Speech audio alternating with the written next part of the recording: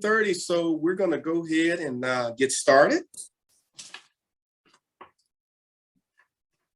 Okay, so hey, I want to go ahead and welcome everybody to another webinar that's being sponsored by the North Central Chaplain Recruiting Station. I am Chaplain Burns. I'll be your host, Chaplain Major Burns. And today our special guest is going to be Chaplain Major Brian Satterlee. He is the current Chaplain Basic Officer Leadership Course Manager, AKA CHBOLC. And he's going to share with you some of the experiences and expectations to end some of our fears and myths that we've heard. And so let me just start off by saying, hey, Chaplain, welcome to the broadcast. Thank you. It's a pleasure to have you, and we definitely want to thank you for taking time out of your busy schedule to come and share some things about CHBOLC. There's a lot of myths, rumors, and fears, and all that good stuff floating around about do's and don'ts. And so we wanted to get the expert that's there at the schoolhouse to give us the firsthand look and grasp of what we can expect for those that are getting ready to attend CHBOLC. So before we get started, I also want you to know, for those of you that did register for the class, we do have some chaplain recruiters that are also on the line that will answer any extra questions you might have in the chat. So if you would just type those in the chat line and we'll try to get to those. And then at the end of a Chaplain Satterlee spiel, we'll let him try to answer some questions that pop up as well. So with no further delay, no further ado, Chaplain Satterlee, would you please, thank you for being here. Would you kind of just share with us your story, let us know how you got to where you're at, and just take your time and let us know it.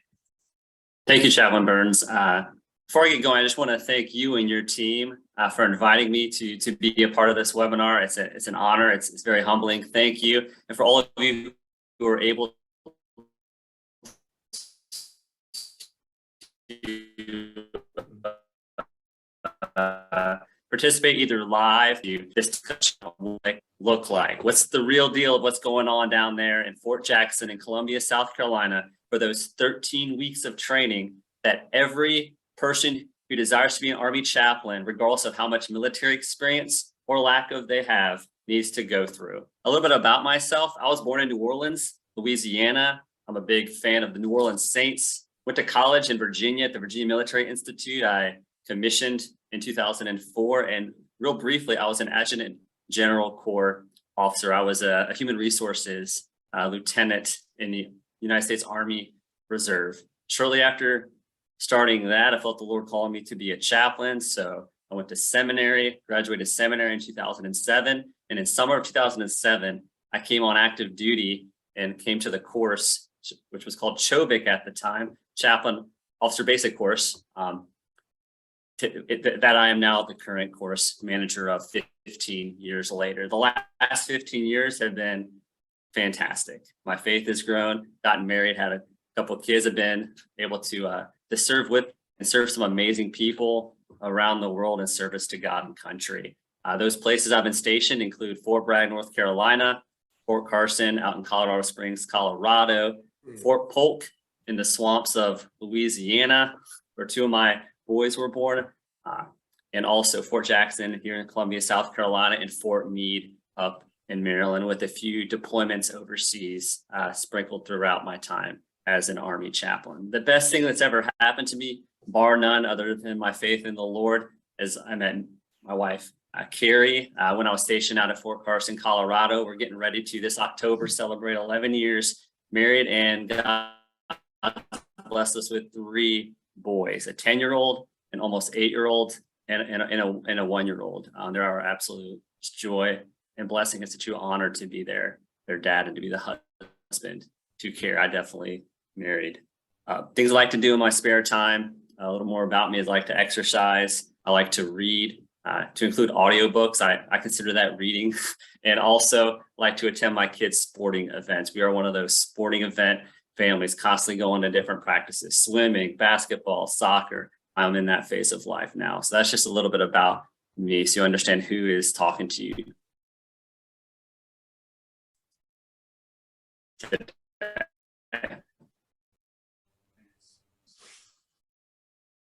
Okay. So we just had a little technical difficulty on the end of that, but we just want to thank you for sharing your story, and thank you for the work that you have been doing and your position that you're currently in. We realize they don't put just anybody in those positions. They usually want the best of the best. So we know you're being humble, but we thank you for everything you've been doing and the great work.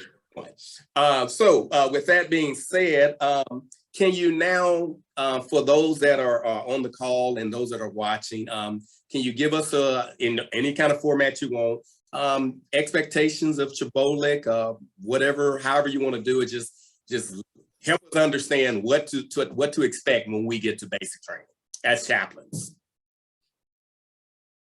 I'd be honored to. As we get started, the one thing I want to say first and foremost as we get started is I want to thank you all for looking into this possibility. We would love to have you come and join us on the Army Chaplain Corps team, part of the Army Chaplain Corps family. And in order to do that, your initial assignment, if you will, your initial 13 weeks will be here at Fort Jackson in Columbia, South Carolina. So what does CHBOLC look like? What are the demographics? Well, the demographics, I'll just start with giving you what the current course looks like. The current 13-week course looks like. Who is it made up of? Right now, currently we have 85 students in the course. That's about average. We typically do 3 13-week courses a year, and we have about 250 CHBOLC graduates annually down here at the United States Army Institute for Religious Leadership. Now, what the course looks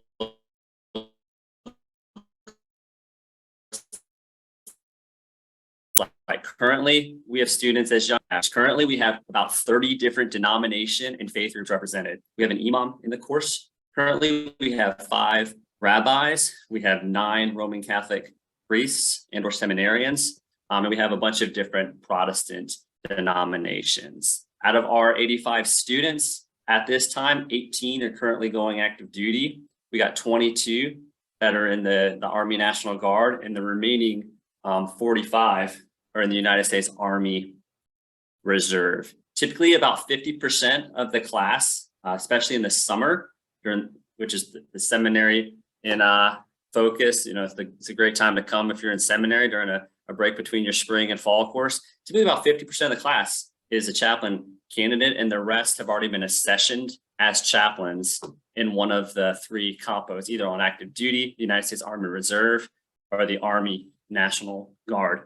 Currently, we have 8 female students, 77 male students, and at roughly half the class, since I've been at CHBOLC these last 2 years, has prior service, from as little as a few years to some come with 20 plus years in. And the other half of the class are folks that are brand new to the Army. So that's pretty much a short and sweet demographic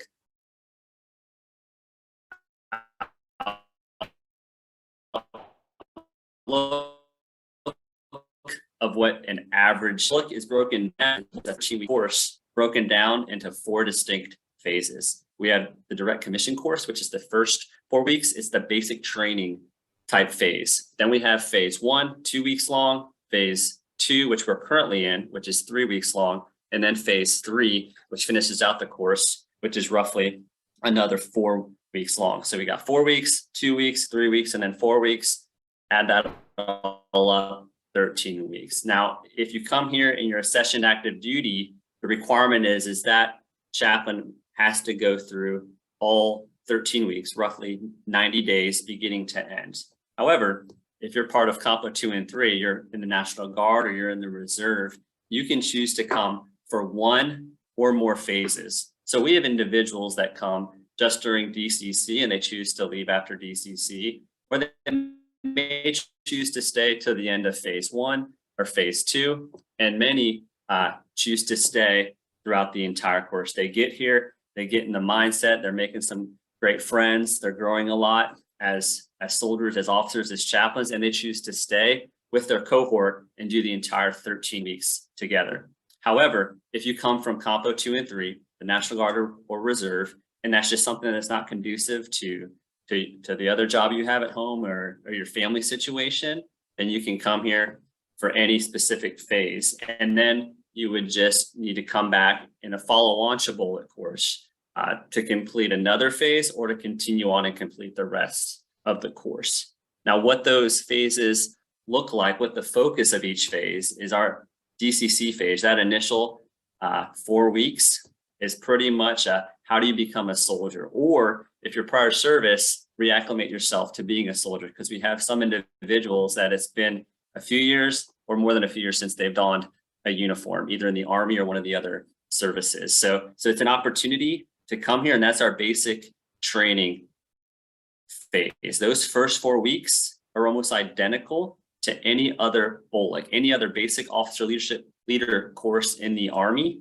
Those first 4 weeks are the Common Core phase. The classes, what we do is almost identical. The main difference is that chaplains, we're non-combatants, so we don't do any rifle marksmanship training. None of that is done in BOLC, but everything else that you are receiving in the course is identical to what our brothers and sisters go through in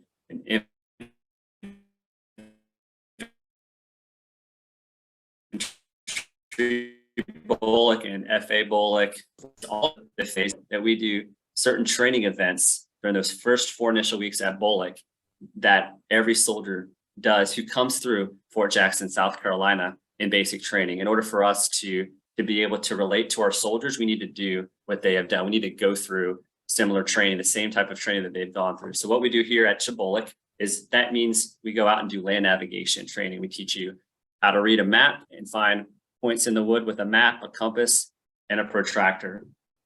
We do a team development course. We do an obstacle course. We do a rappel tower where every CHBOLC student goes on top of a 40-foot tower, and under the close supervision of very well-trained cadre who has everyone's safety as their number one priority, they get to go down that 40-foot tower and get to overcome any reservation they may have of that, and they get to do it.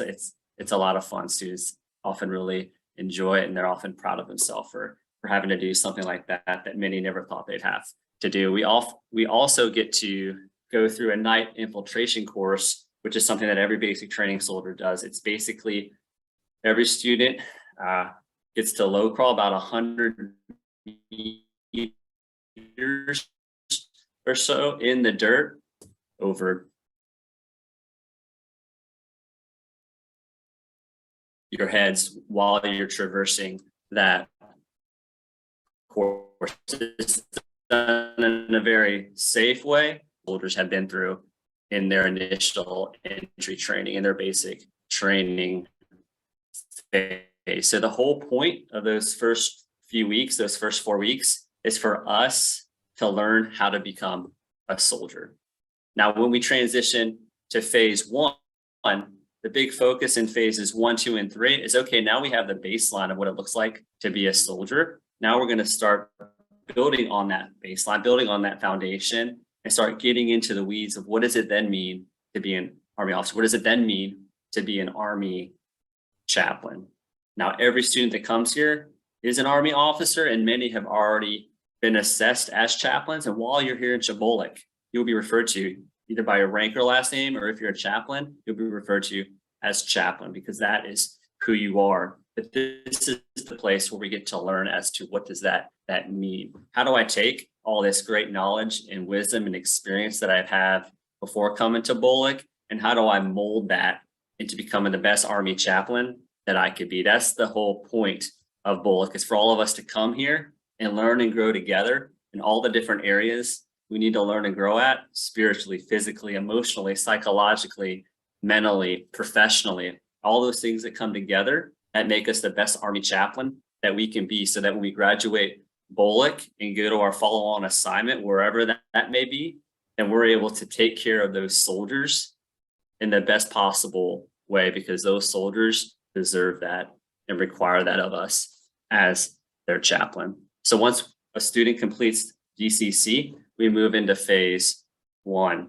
Now, classes that happen in phase 1 as we get into a lot of chaplain and officer specific tasks. We talk about and lay down the foundation of what does it look like to be a staff officer. Yes, you're a chaplain, but you're also a staff officer in the United States Army. If you want to be a really good chaplain, you need to learn how to be a really good officer as well. We also start taking some of our classes taught by our subject matter experts here at USERL. Now, some of the subject matter experts, also known as SMEs, that we have here that do a lot of instruction with our BOLC course include a world religions SME, a homiletics, a public speaking, a preaching SME. We have a counseling SME, and we also we have world religions, we have counseling, we have homiletics, we have an ethics SME. And each of these SMEs has went and received an additional master's degree paid for by the Army. And as a result of receiving that master's degree, two of the four we have here went to Duke for the master's. They're very, very well educated, all four of them. They're experts. They're phenomenal chaplains. They know what they're doing. But those men and those women, they then come back to different places around the Army. One of them is here at USERL, the United States Army Institute for Religious Leadership, and they give back to the Army. They give back to the chaplain corps by helping the rest of us gain some of that expertise and knowledge that they have in that specific area that they come and they train us, they teach us on how to do better at, which is 100% applicable to us as professionals in the Army, as Army chaplains. So phase one is just diving in on what does it look like to be an Army chaplain, who's a chaplain, who also happens to be an officer in the Army. Phase two, a lot of training is focused on memorial ceremonies, on funerals. A lot of us in our civilian clergy roles have a lot of experience with that. Well, one of the focal areas of phase two, which we're currently in, is okay, this is all the great experience and wisdom and knowledge you have of doing this in your role as civilian clergy.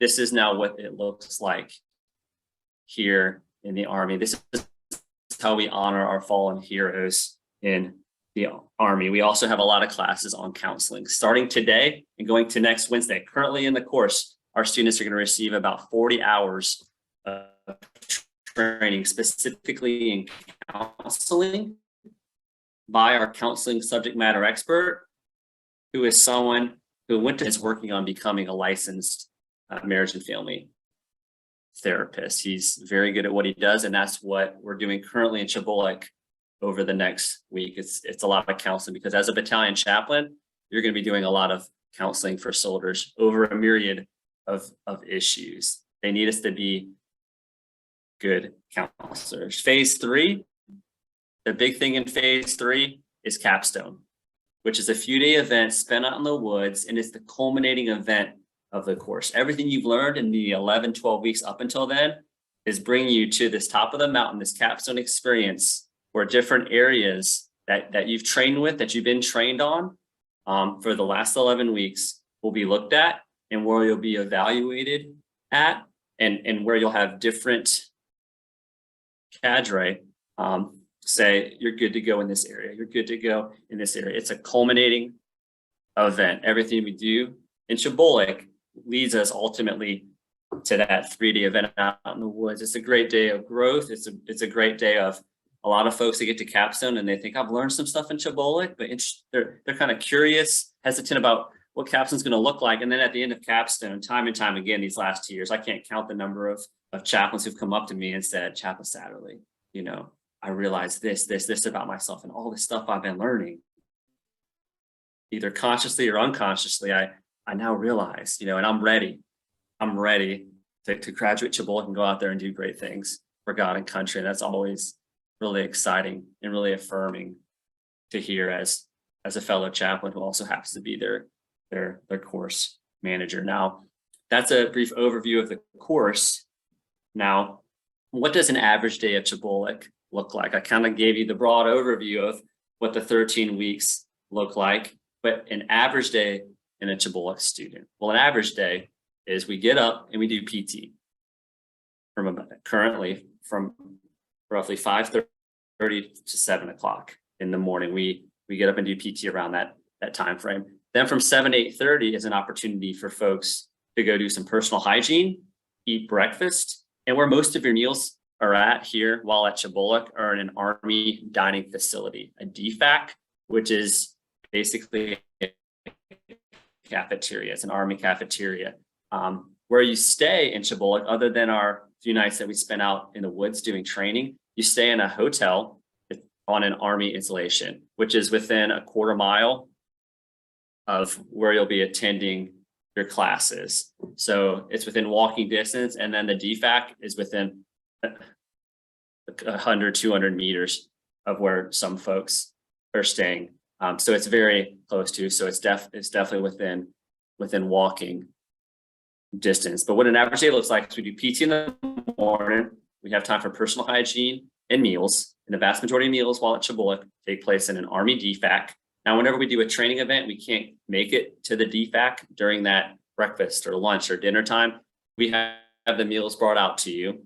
And when that's not available, we have those meals ready to eat in those pouches that we all get accustomed to quite closely to while in the Army. So there's MREs, there's hot meals brought to you, but the vast majority of meals, breakfast, lunch, dinner, during the week, weekends, are in an Army dining facility, in an Army cafeteria. So after we use the personal hygiene, have breakfast, classes typically run from 8:30 to 1700 with a break for lunch, an hour or so, around 12, 1300, 12, 1 p.m. is an hour for lunch. Then at 1700, it's time for dinner. That goes about 1800 roughly. And then from 1800, 6 p.m. onward, that's an opportunity. And I highly recommend and encourage students to reach out to their families, FaceTime, their wife, their husband, their kids, prepare for the next day, and then get some sleep, because we're getting up early the next day to do another day of great Army training here at CHBOLC. So that's what an average day looks like in CHBOLC. A few tips that I would recommend to individuals who are preparing to come, who are praying, who are discerning, or who already have a hard school slot and will be joining us here at CHBOLC here in the near future, is this. First off, I just need to say that this is an Army course. Yes, this is for religious leadership, but it's still an Army course. What that means is that we hold ourselves as cadre and we hold students to the Army standard. It is a standard, it's a requirement in Army courses in every CHBOLC to pass the Army body composition program found in AR 600-9, also known as the height and weight program. So every student, in order to graduate, needs to pass that standard. Currently, there's a lot of talk out there about the ACFT, the new Army fitness test. That is something that we do here at CHBOLC. Currently, as of today, the requirement is every student has to take an ACFT, not get a certain score, but the current requirement is every student has to take. Now, what I tell students is, hey, in the Army, sometimes things, policies can change. We have to be ready for that. But currently, what's the truth right now in CHBOLC? On July 13th, 2022, is every CHBOLC student has to pass the Army height and weight, and they have to take the fitness test. Now, we can be, and as professionals, as leaders in the Army, we need to strive to be the most physically fit as possible. That's important in this profession, in this type of ministry that we've been called to. But currently, to graduate CHBOLC is pass height and weight and take the Army fitness test, the ACFT. I also recommend that folks make sure that their home life, that their family, that for your other job or jobs, that your school is all taken care of. This is a vigorous course in every which way, physically and emotionally and mentally. There's a lot of time required of all of us here, cadre and student alike. So some students come and they think, well, I can take seminary classes and do this and this. The focus while you're at CHBOLC needs to be CHBOLC. We're working 13, 14-hour days. A lot of times it's very, very busy. It's a course that gets you prepared on what it's going to look like to be an Army chaplain here when you graduate. So make sure that your family and then other folks just really realize how difficult, how vigorous this course is. It's basically about managing expectations, but also we got to make sure once we're here that we're intentional about reaching out, whether that means we read a book with our spouse together, or we read to kids via FaceTime at night, whatever that looks like for you and your family, you and your loved ones. In your situation, I would encourage you to do that, but we need to make sure that we keep those strong family ties going even while we're here in the course, which is also good preparation and training, knowing that in the Army in the future, trainings in the field happen, combined training center rotations happen that take us away from family for a month, and also deployments do still happen. And likely if you do this for a while, you will deploy at least once. So it's also good training for us and our family for that, to get some practice in that area. Another thing I'd recommend is just to have a good attitude.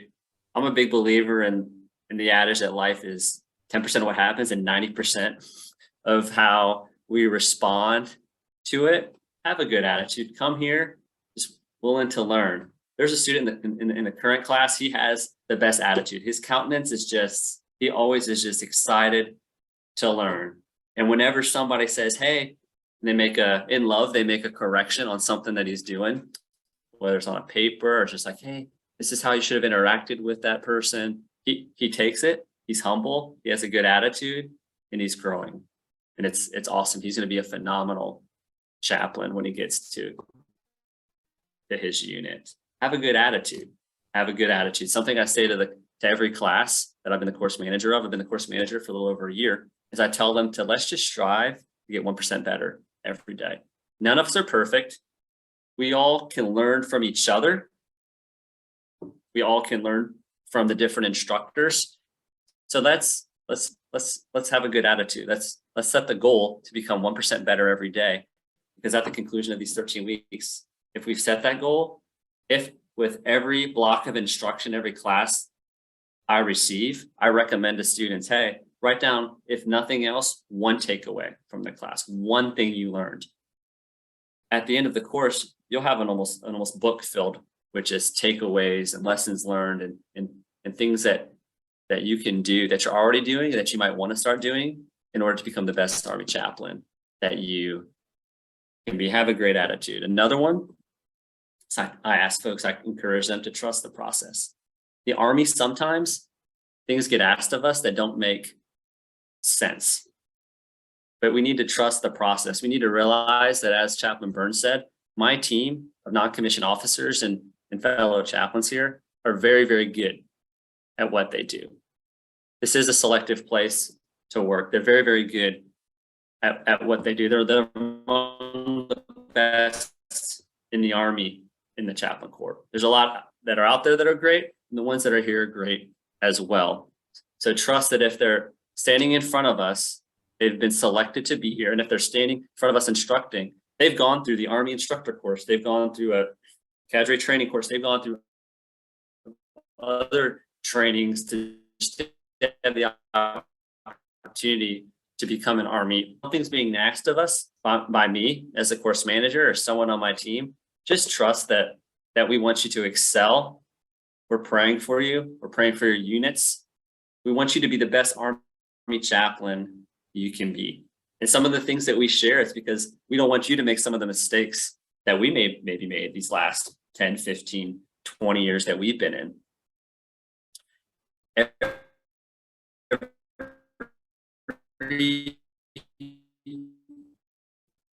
SGL or is a major. You go to most BOLCs in the Army, the instructors are captains, and now they're very good at what they do, but they're captains. But here, our branch has field grade officers. Our branch has majors here because that's the level of importance and the level of quality of training and trainers that we get to see and have training you while you're here at BOLC. So just trust the process. If we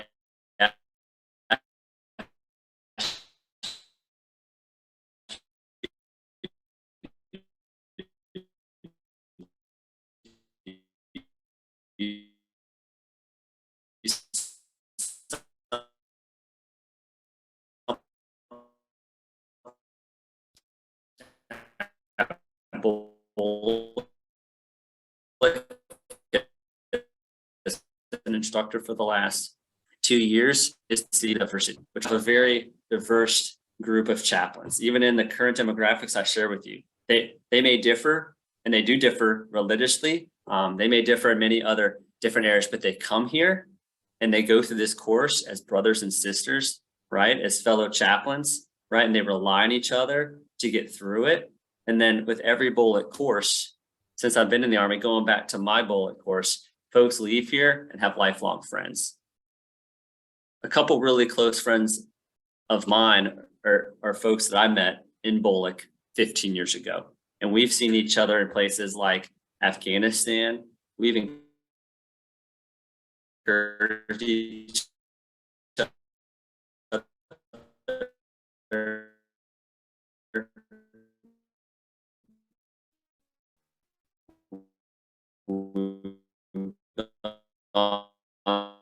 through difficult things in the life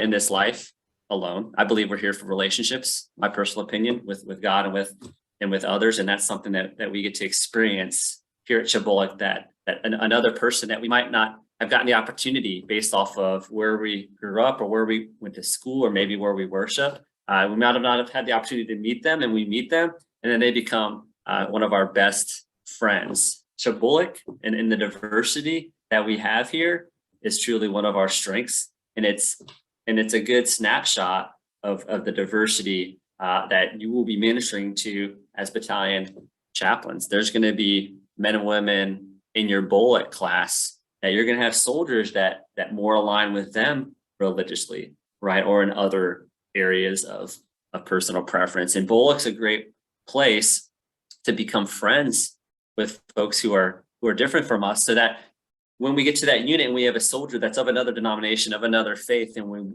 really want to take care of them, but we're struggling to figure out how, well, now we have close personal friends who we can call, we can send an email to and ask for advice, and they'll advise us on how we can best care for that soldier. But it takes humility to do that. It takes humility to realize that regardless of all the things that we've achieved, perhaps up to this point in life, for some we have folks in every BOLC class who have doctorates and PhDs who are very, very physically fit, who've achieved many things, even in the Army, that have been to a lot of different Army schools, been on a lot of deployments, that we all, while we're here to learn on how to be either a soldier and we're here for 13 weeks. That's a requirement for all new Army chaplains. So let's use this time wisely. Let's ensure that when we get to the end of the 13 weeks and we're graduating, that we've become the strongest chaplain that we can be for God and country. So that's my brief kind of bird's eye view, and then looking more specifically into what a day of CHBOLC looks like, and then a few initial tips that I would have for men and women who are looking to hopefully come and participate in the Chaplain Basic Officer Leader course in the near future. So that's all I have for that.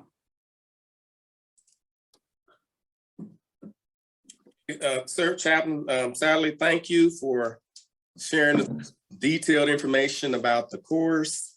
That should answer a lot of questions for a lot of our applicants that are getting ready to come through. Do want to start with a few questions that we kind of already had, and there's a few questions that's popping up in the chat. The first question we got for you is, how much is stress on sermon preparation and delivery while in CHBOLC?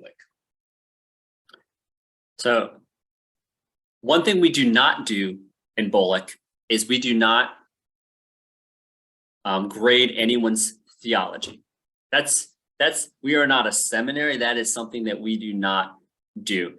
Now, our homiletics SME, who I briefly referenced a few minutes ago, now he gives a couple of assignments. He will make you do an assignment on preparing a funeral message. And what does that look like? In the parameters of how we execute that in the United States Army for a military funeral.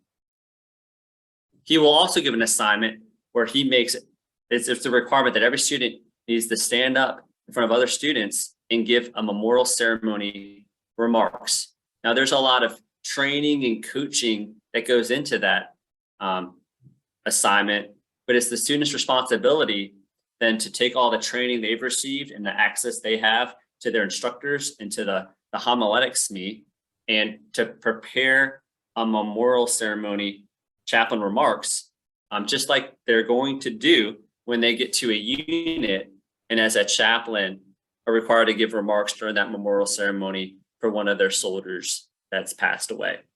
So there are some assignments that are relating to preparation. There's also a field message, which is basically a 5-minute message that each student is required to give out at capstone in a field environment. Now, some of us, myself included, we come from backgrounds that the homily, the sermon's a little more than 5 minutes, you know, so that could be a challenge for individuals, you know, professional clergy like us that are pretty good at talking, pretty good at being a public speaker. So the challenge for many folks is, okay, I come on a group of soldiers who are about to go out on a mission, or maybe they just came back from a mission and they only have 5 minutes.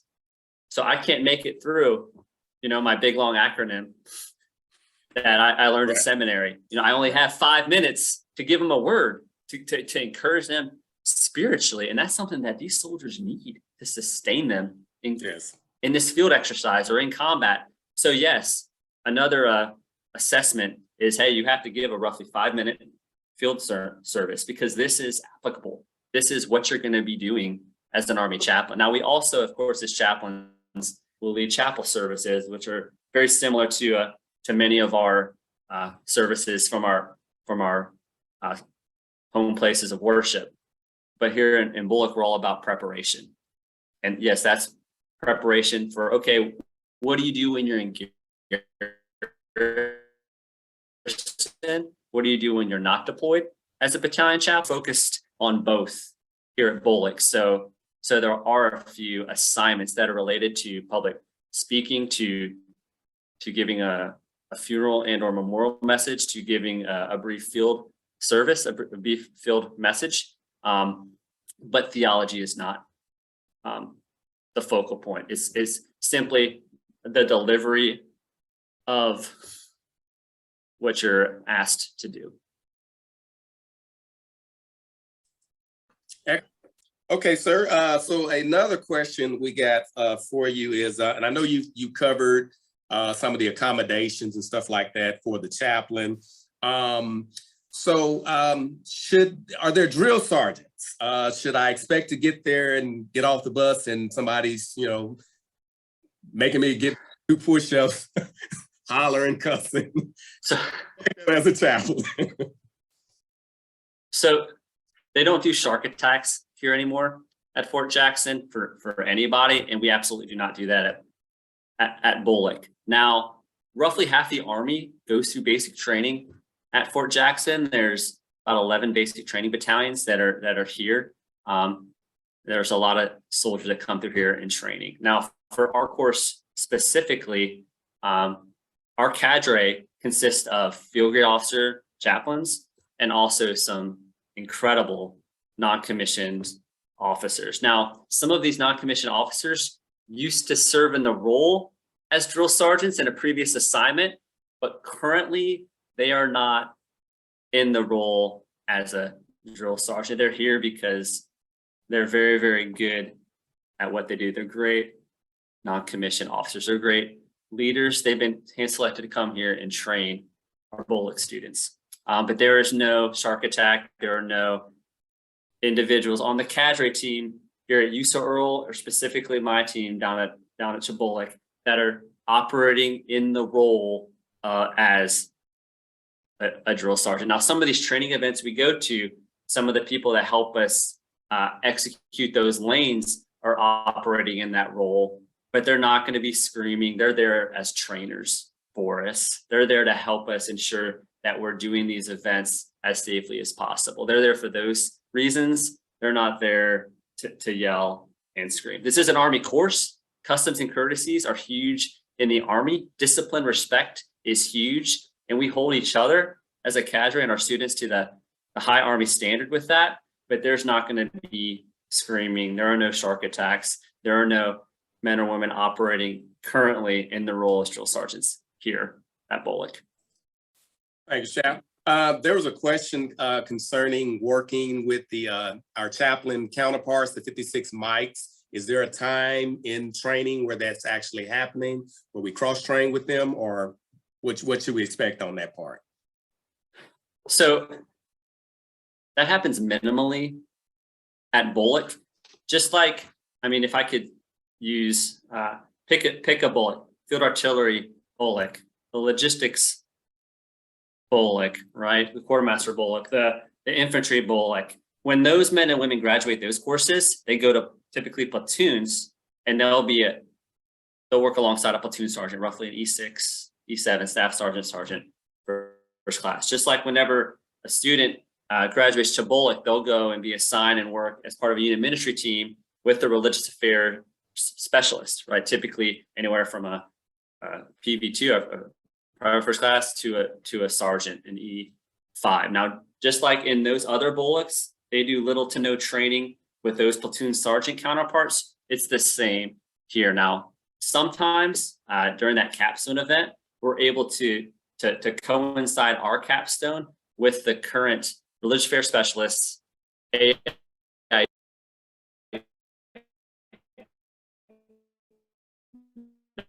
with their AIT fruitful and beneficial, and we get a lot of great feedback from both the CHBOLC students and the AIT students that they love that. But that happens with timing. Some BOLC courses we're able to line up the AIT equivalent capstone with the BOLC capstone, and some just basically we're not able to line it up based on where those AIT classes are in their course load for their class. But usually that's the only opportunity that we have to train side by side with our counterparts in BOLC. Okay. So another question we kind of have, a lot of our applicants are a little on the older side, and they're still fit and keeping it up, staying in the fight. There are a few concerns about the new Army Combat Fitness Test, and I know you kind of spoke a little bit about is the current standard. I mean, can I come there? Is it pass fail? What am I looking at concerning that? Absolutely.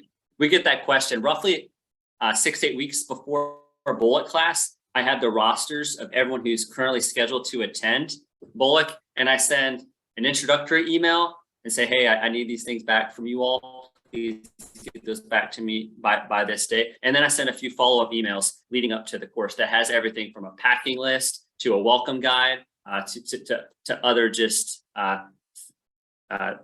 other things are included in that packet of information that a BOLC student would require. In the past, I would send out 50 plus pages. So folks had a plethora of information to help prepare. And then they also had my phone number. They also had my email, and a lot of folks would go direct with me asking questions, which is perfectly fine, and which I want to be here to help and to flatten communication and to manage your expectations of what BOLC requires. Currently in BOLC, right now, everyone has to, before graduation, is required to pass the Army Body Composition Program, which is known throughout the Army in many units, unofficially as the height and weight program. That's a requirement. So the standards, you can ask an NCO if you're currently in a unit. You can ask your recruiter. You can look in that AR 600-9 and see, based off of your age and a few other factors, what that requirement looks like for you specifically. That's a requirement. That's not my decision. It's that decision was made at a level much higher than mine. Every BOLC has it as a requirement. Currently in CHBOLC, the ACFT we have to take. So every student is required to take one. They don't have currently, right now, July 13th, 2022, they do not have to currently pass a fitness test. That doesn't mean that it can't potentially change. I'm not saying I foresee that, but in the Army, policies do sometimes change. So I always recommend to students, hey, get as physically fit as you can. show up. If you have anything that needs to heal up before you come. This is an Army course. If you have a broken bone, don't come here with a broken bone. Heal up, take care of yourself. And then when you're ready, we would love to have you here so you can go then leave here and go do great things, taking care and ministering to soldiers. But we need to know that this is an Army course, and the average age, I said we have in the current class of 23-year-olds to 52. The average age is typically 36 to 38 in the course. And about half those prior service, half those are brand new to the military. So what I have not yet mentioned, but I'll mention now is when you're here, the first week and a half is very heavy on medical in processing. Everyone will go and get a dental checkup and go see a bunch of different doctors. And we make sure that when everyone shows up here, yep, folks have already been to MEPS, the military in processing station, and they've already been vetted to come here. But when you're here, before we dive into this very difficult training, we want to make sure that it's safe for you to do so, right? That your body can handle what we're about to ask you to do. So at the end of that 1 to 2 week period, we have a medical provider here at Fort Jackson that says, this man, this woman has been medically cleared to train. As soon as we get that from the medical provider, we start doing PT every morning. We're able to do all those other physical events that I've already talked about 30 minutes ago. So I would highly recommend, even though currently it's not a requirement to pass the ACFT, if you're looking at coming to BOLC in 1 or 2 or 3 years, that could still be true, or it could change. So I would recommend it to everyone, including myself, is that our goal should be to pass the ACFT. And if we're not there yet, if we have to heal up with something, and then we need to heal up, but then let's start working, incrementally, 1% better every day towards that goal. Physical fitness is very important in this profession. It wasn't in my local church growing up, but it is in my current profession as an Army chaplain. So I hope that's helpful. Very helpful, chaplain. So here's a multiple kind of question. There's concern about the backlogs for CHBOLC, fill a backlog. And also too, is if I'm a new chaplain candidate assigned to a reserve unit, am I automatically registered for CHBOLC, or do I got to do extra work to get in? So if you kind of speak to that a little bit. Absolutely. So each compo has LNOs, liaison officers, and or NCOs, non-commissioned officers that take the lead on this. If a man or woman is accessioned onto active duty, then they work with the active duty accessions officer, and he or she will get them a date to the next available BOLC course. And if you are on active duty, the requirement is you have to do all those 4 phases of BOLC, the DCC in phase 1, 2, 3 at the same time. Now, if you're in the National Guard or Reserve, it's a little bit different for you. You're not automatically enrolled in BOLC. You need to start working through your brigade chaplain or your next higher up chaplain and let him or her know, sir, ma'am, I'd like to go to CHBOLC during this time frame. I would like to go as soon as possible. Or hey, if all of a sudden 5 slots open up a week out, here am I, send me, to quote the prophet Isaiah. That does happen. I can't say it happens every time, but sometimes things happen that men or women, they're on the dock to come to BOLC, and then something happens a week out and they're not able to. So we get an empty slot, or maybe 2 or 3, a couple right before then. And then when that happens, I let the officers or the NCOs in charge over there at the reserve, up in DC, or the National Guard up in DC. Hey, we have this many slots. Can you fill them? And that's when they send out these wide emails to different state chaplains, and maybe your brigade chaplain receive those. And it's like, hey, can anyone go right now? Now the OML for Compo 2 and 3, unfortunately, there is a backlog. We do everything we can to accommodate that. I get asked every class, "Hey, Satterlee, can you add a couple more? You add a couple more." Behind the scenes, there's a lot that goes into it. My heart wants to say yes, but we have things in training and doctrine command, which is the command that we fall under, that there's an instructor to student ratio that we have to maintain. We have to ensure that there's lodging, that you have a hotel room. You know, I can't have 500 students come to BOLC 1 because the instructor student ratio would be too much. And then 2, there's not enough lodging. There wouldn't be enough hotel rooms. So we have to make sure that, and also just where's the money coming from? There's different money pots that pay for different things for each CHBOLC student. And we have to make sure we're staying within budget. And that's just the surface area of the things that need to be considered. So every course so far, we've been able to open it up a little, or even more, and a little over a quota, per se, in order to get to help out that backlog. What also helps is whenever a student shows up, some students show up and they only have orders for DCC for phase 1.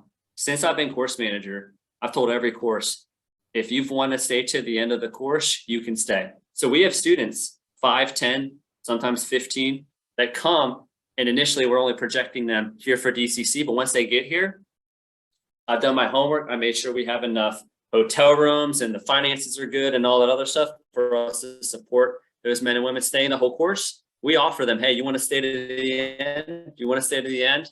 And most students, at least in this past year, since I've been the course manager, who come with only orders for DCC, once they're offered by me, which they are, the opportunity to stay, that's something we've been able to do so far. Students choose to stay.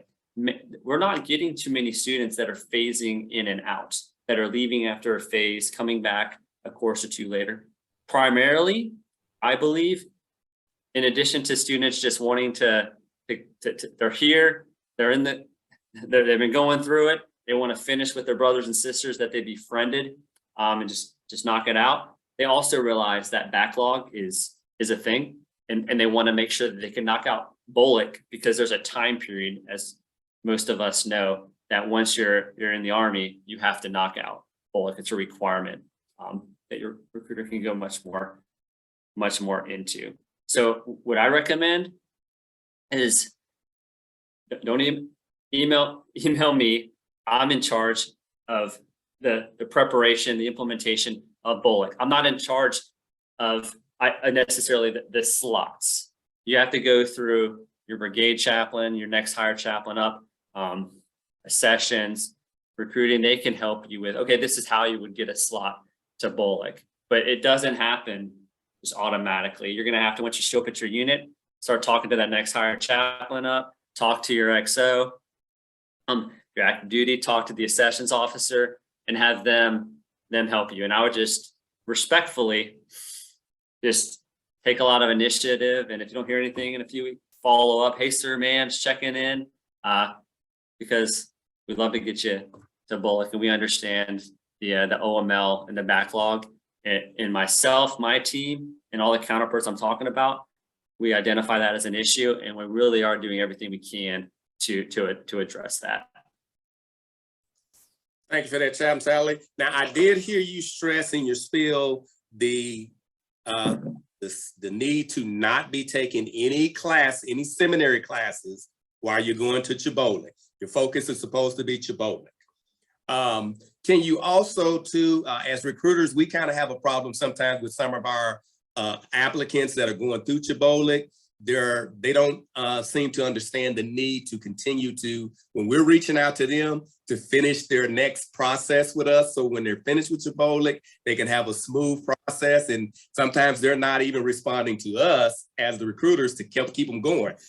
Do they have time to do that, or should they be ignoring us until they finish CHBOLC? No, it's never good to ignore Army leaders, specifically those like you all who are there to help and assist. And whenever goes for any course, whenever we as chaplains, we go to a course, we still work for a commander back home. And if that commander is reaching out to me, you better believe as soon as possible, I'm picking up the phone and I'm saying, hey, ma'am, hey, what can I do for you? How can I help? Absolutely. We have students that come here that many of you know that part of the application process is to have an 06, a full colonel interview. Now, that's something that we can assist with here, but unfortunately, sometimes students here at CHBOLC, they wait until they're getting ready to leave in a couple of days, and they're like, hey, Chaplain Satterlee, I need an 06 interview, but they've known about this for a month or 2 months. And if they would have let me know back then, I could have assisted them with getting on a senior leader's calendar and doing that interview. And then if that went well, that interview write-up would then go in the packet. And it's really too simple, but letting leaders, whether it's myself or Chaplain Burns or other person or somebody else,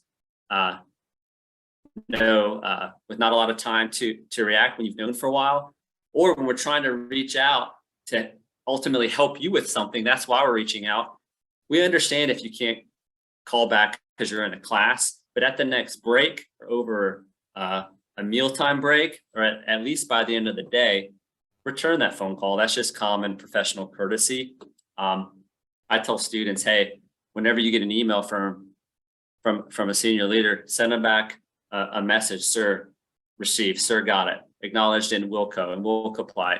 It's just good practice to get into to let your senior leaders know that you're tracking what they need from you. But also if a leader's calling you for something, your recruiter, your course manager, your brigade chaplain, your battalion commander, unless it's an emergency, don't get up and walk out of class, right? That doesn't go over well either. But that leader understands you're probably in a class. But when you have a break, you gotta respond. Let us help you. Be prompt in that response.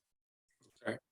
There was another question, Chaplain, concerning the ASUs, the uniform. What do they need to have that while they're in CHBOLC, or what's the requirement?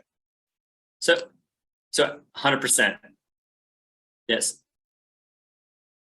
Graduation is in AGSUs or ASUs. Every student is required to have one or the other for graduation.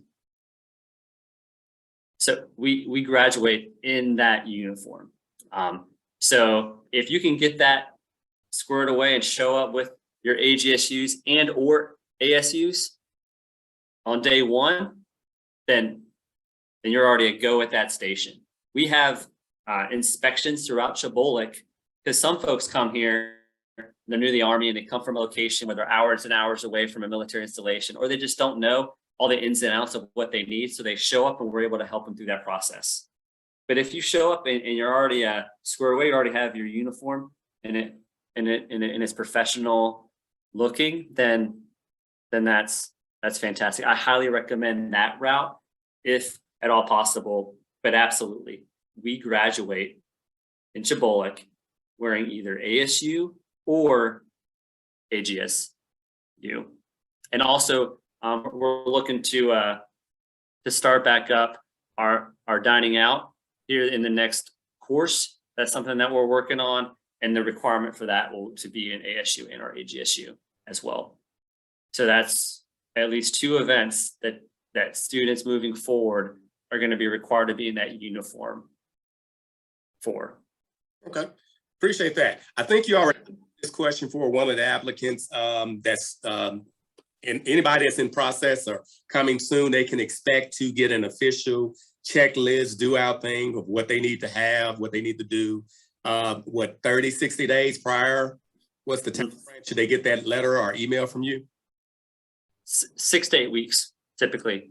So it is coming. That allows for us to have the most accurate data, the accurate student roster, and also for me to ensure that what I'm sending is the most accurate, up to date.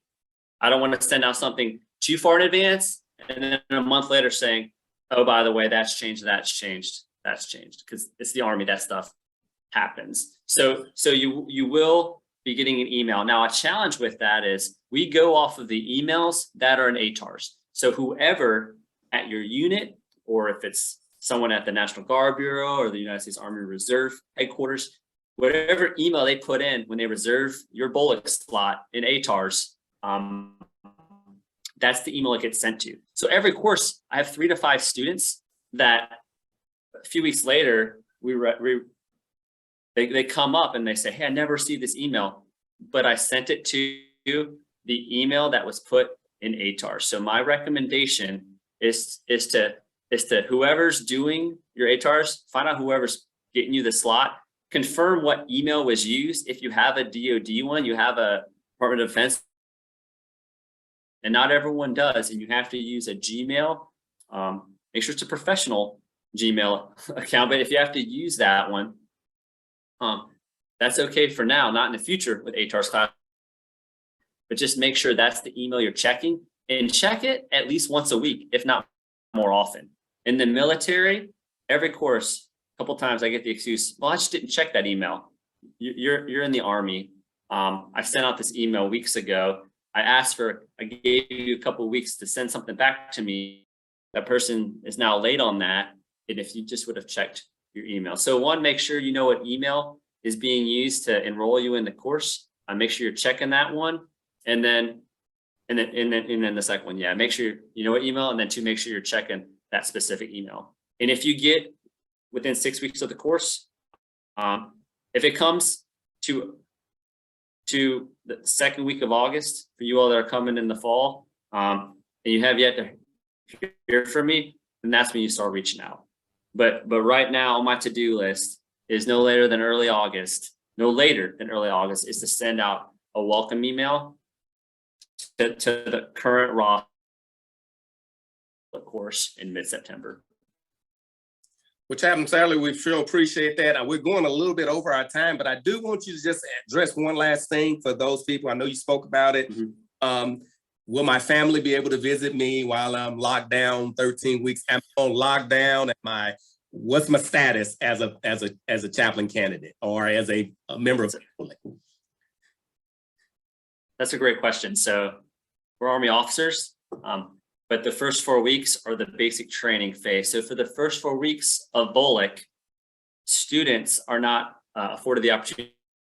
Students also currently do not use their POVs, their cars, whether that's their own vehicle or a rental that they had because they flew from across country or maybe another country to attend CHBOLC.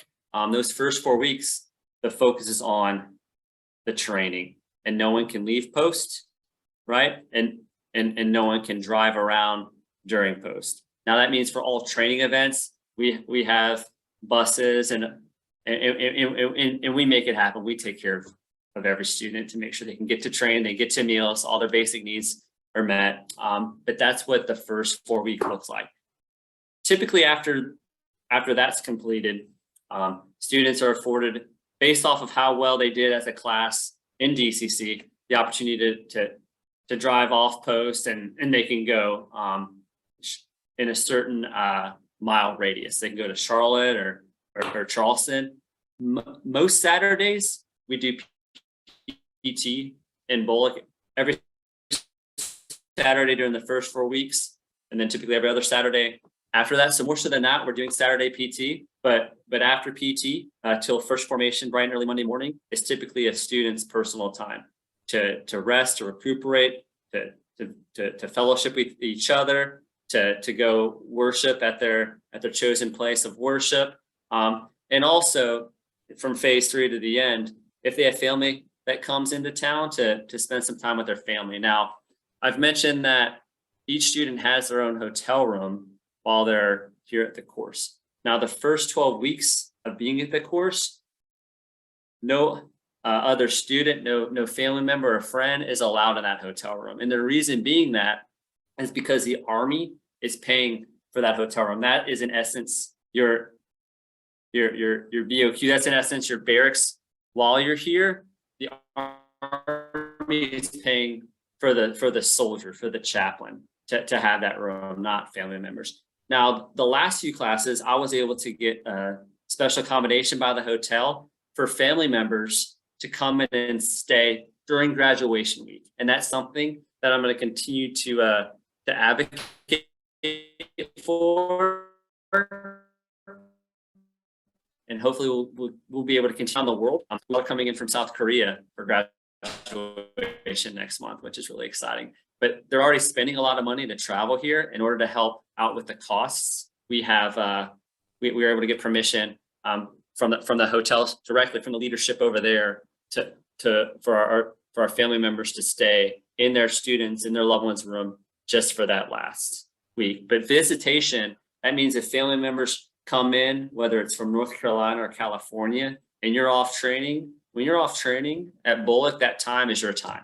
I just require that whenever the next time of training is, you're there on time, not just on time, but early, because that's on time in the Army, right? 10 minutes early at least, but you're there in the right uniform, in the right place, the right attitude, ready to knock out what that training event is. But what a lot of our students do is, at least once in the course, they'll have a family member, whether it's their spouse and or their kid or kids, come in and they'll just get a hotel in Columbia. Maybe they'll go up to Charlotte for a Saturday night and they'll get that time with family. A lot of our students typically do that more so towards the middle part of the class. I haven't mentioned this yet, but we do get Thanksgiving off. I was able to, for this course, we were able to have 4 days off for the July 4th holiday. Now training comes first, mission comes first in the Army, writ large, and also here at BOLC. But whenever I build the calendar out, I project the really important dates like Thanksgiving. And what we try to do is we try to give all of our students the opportunity to go home. That doesn't always work out, but in some courses, not during DCC, but if a holiday event falls in phase 1, 2, and 3, and we're able to take 1 day off, or if it's a 4-day weekend, maybe both days, based off of, hey, do we have all the training requirements done? Have we done everything that the Army is requiring us to get done in this phase? Can we get that day off? If we're able to do it, then we do it. And sometimes we're able to allow a student or a group of students to go home and see family. This July 4th holiday, we had about 25 students that were able to fly home or drive home for that 4-day weekend, see family, and they had to come back here the night prior for an accountability formation just to make sure everyone's back, ready, and we're good to go for training the next day. And they did that, and we're able to start training. They came back refreshed. They got to see their family, their wife, their kids, their loved ones, got to go to their home places of worship, and that was really encouraging for them. So the first 4 weeks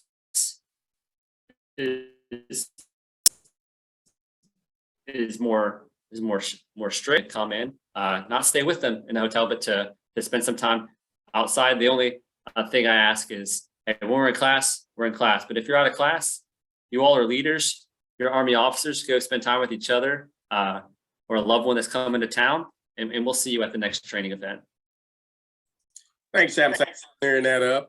Definitely, there are Army professionals and your leaders. Like you said, we're chaplains. So, of course, we would understand the rules of the 4-week lockdown and anybody in the hotels and stuff like that. I mean, you're a chaplain, you should know that. And then, like I said, it's not as strenuous as the other basic training. So thanks for definitely clearing that up. Chaplain Satterlee, we have went a little bit past our time, but you have been very instrumental in helping, I believe, the panel and those who have been asking questions get a thorough understanding of what to expect. We know we can't answer everything, but I think you gave a pretty good, clear picture that of what to expect coming to basic training. You are going to basic training, and we do have an expectation for you as a chaplain.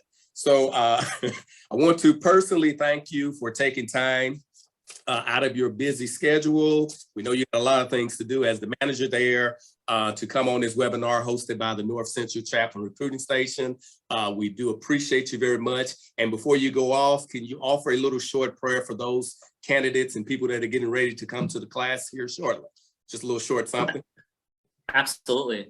I'd be honored to. Let's pray, brothers and sisters. God, I I thank you for this opportunity to have a conversation with Chaplain Burns and these men and women who are discerning whether or not they're called by you to become Army chaplains, or they already know they're called and they're just preparing for what you have in store for them. God, I pray that you empower them. I pray that you protect them and their families. God, I pray that you continue to mold us into being the men, the husbands, the wives, the chaplains that you've called us to be. God, we are humbled to be able to serve you in such a time and in such a place as the United States Army, that you will just continue to guide their steps, God.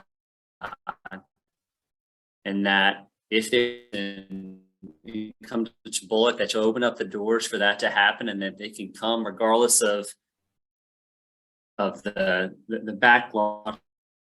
God, they're able to come and be in the bullet battalion chaplains that they need. They could best take care of family. That's this continue our focus on you. In your name I pray.